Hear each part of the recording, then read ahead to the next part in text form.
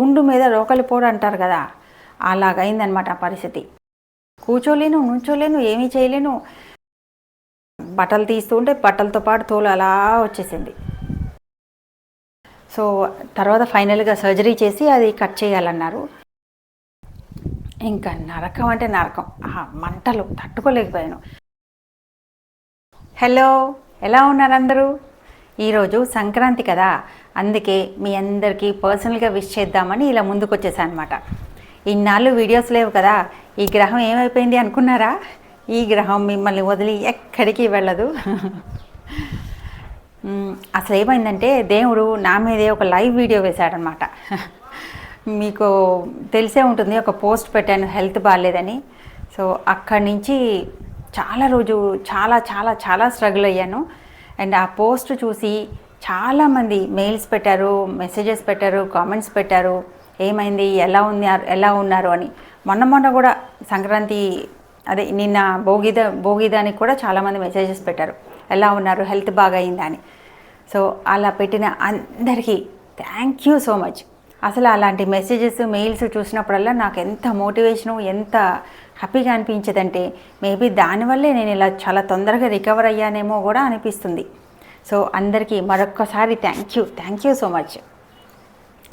అసలు ఏమైందంటే వినాయక చవితి ముందు అనుకున్నా, ఆ వినాయక చవితికి కోలాటం ఆడినప్పుడే చెప్పాను కొంచెం షోల్డర్ పెయిన్ ఉంది. సో ఇలాగ రోబోలాగా చేశాను కోలాటం, మీకు గుర్తుందో లేదో మరి. సో అప్పుడే షోల్డర్ పెయిన్ ఉండేది ఇదంతా. సో డాక్టర్స్ చుట్టూ తిరిగితే ఈ టెస్ట్లు అంటారు, ఆ టెస్ట్లు అంటారు, చాలా చేశారు. మెడిసిన్స్ ఇచ్చేదాన్ని వేసుకుంటూనే ఉండేది, అయినా తగ్గేది కాదు. కొంచెం బాగా ఎక్కువైపోయి ఇక్కడ నుంచి ఇలాగా ఇక్కడ టిప్ వరకు విపరీతంగా పెయిన్.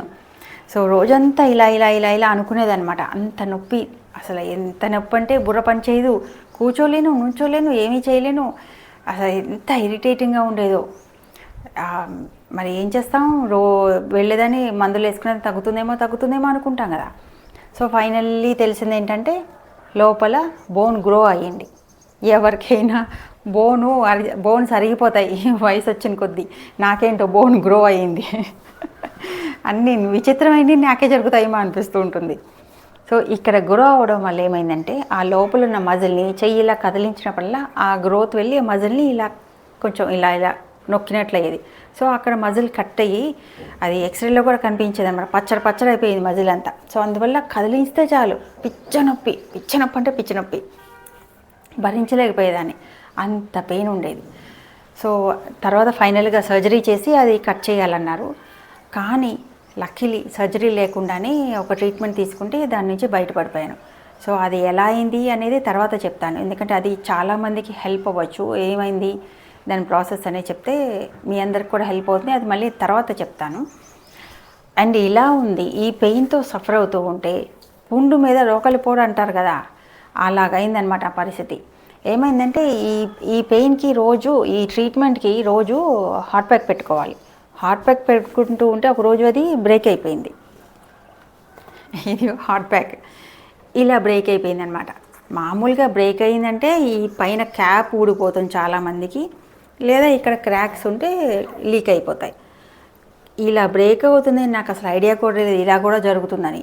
అండ్ ఇది పాతది కూడా కాదు, కొత్తదే, అయినా ఎందుకైందో మరి నాకు తెలీదు. దురదృష్టం అంతే, నాకెందుకో అలా జరిగింది. సో ఏమైందంటే ఆ నీళ్ళన్నీ బాగా వేడి నీళ్ళు కారటం వల్ల నేను ఆ వేడి తట్టుకోలేక ఇక్కడి నుంచి అక్కడికి పరుగు తట్టుకోలేక. సో యాక్చువల్గా నేను ఎప్పుడు అనుకునేదాన్ని, ఒళ్ళు కాలేని వాళ్ళు ఇలా పరిగెడుతూ ఉంటారు కదా, ఎందుకు పరిగెడతారా, కింద పడి దొల్లితే ఫ్లేమ్స్ ఆరిపోతాయి కదా, అలా దొల్లకుండా ఎందుకు పరిగెడతారో అనుకునేదాన్ని. కానీ ఇప్పుడు అర్థమైంది ఎందుకు పరిగెత్తాను, ఎందుకు నేను అలాగే పరిగెత్తాను. ఫ్లేమ్స్ కాకపోయినా వేడి నీళ్ళే తట్టుకోలేక పరుగు. సో ఫైనల్లీ ఆ వేడి తర్వాత బట్టలు తీస్తూ ఉంటే బట్టలతో పాటు తోలు అలా వచ్చేసింది. ఇంకా నరకం అంటే నరకం, మంటలు తట్టుకోలేకపోయాను. ఆ మంటలు, ఈ నొప్పి, అమ్మో ఒక 20 days నిజంగా నరకం చూశాను. వా, ఇంకా నేనైతే అసలు మాటల్లో చెప్పలేను, ఎందుకంటే సరిగా పడుకోలేను. ఇటువైపు పెయిన్ వల్ల నేను బోర్లా పడుకోలేను, షోల్డర్ అలౌ చేయదు, బోర్లా పడుకోలేను. అండ్ వెనక కాలిపోవడం వల్ల కూర్చోలేను, ఇలా పడుకోలేను. సో 20-25 days ఈ షోల్డర్ మీద ఇలాగే పడుకున్నాను. అంతే, ఇంకా వేరే యాంగిల్ మారడానికి లేదు. అట్లానే స్ట్రగుల్ అండ్ మంచం దిగాలంటే కూడా ఏంటి, ఇది మంచం అనుకోండి, చిన్నపిల్లలు ఇలా దేకుతూ ఇలా కిందకి దిగుతారు కదా, అలా ఇలా అనుకుంటూ దిగేదాన్ని, అలా చేసేదాన్ని అనమాట. ఇంకా కూర్చోలేను, సో నుంచోవడం లేదా పడుకోవడం, ఈ సైడ్కి పడుకోవడం. ఇంకా ఎందుకులే ఆ నరకం మళ్ళీ తలుచుకోవడం కూడా నాకు ఇష్టం లేదు. చాలా సఫర్ అయ్యి ఫైనల్లీ మొత్తం సెట్ అయిపోయి పెయిన్ అంతా పోయింది ఇప్పుడు నాకైతే. ఇంకా మూమెంట్ ఇంకా కొంచెం రావాలి, అది కూడా పర్వాలేదు. సో డైలీ యాక్టివిటీస్ అన్నీ రోజు చేసుకోగలుగుతున్నాను. ఆ పెయిన్ కూడా కొంచెం చిన్న ఎక్సర్సైజెస్ ఉన్నాయి, చేస్తూ ఉంటే ఇంకా అది కూడా పోయి చాలా నార్మల్, పెయిన్ కాదు మూమెంట్ కూడా చాలా నార్మల్ అయ్యి మళ్ళీ మామూలు అయిపోతాను. సో ఇప్పుడైతే నార్మల్గా ఉన్నాను. అండ్ ఇంకా మళ్ళీ ఈ వీడియో తర్వాత మళ్ళీ నార్మల్గా వీడియోస్ చేస్తూ మళ్ళీ మీ ముందుకు వచ్చేస్తాను. అండ్ నన్ను విష్ చేసిన అందరికీ మరొక్కసారి థ్యాంక్ యూ సో మచ్.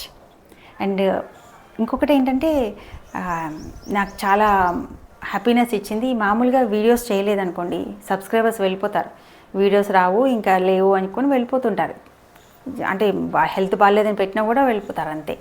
కానీ నాకు మాత్రం అలా కాకుండా అందరూ ఉన్నారు. ఇంకా దానికి తోడు అందరూ విష్ కూడా చేశారు, తొందరగా స్పీడీ రికవరీ అంటూ. సో అది నిజంగా నా అదృష్టం. ఇలాగే నన్ను సపోర్ట్ చేస్తారని అనుకుంటూ thank you so much. So ఇంకా మరిన్ని వీడియోస్తో మళ్ళీ మీ ముందుకు వచ్చేస్తాను. ఉంటాను మరి. అండ్ ఇంకొకసారి మీ అందరికీ సంక్రాంతి శుభాకాంక్షలు.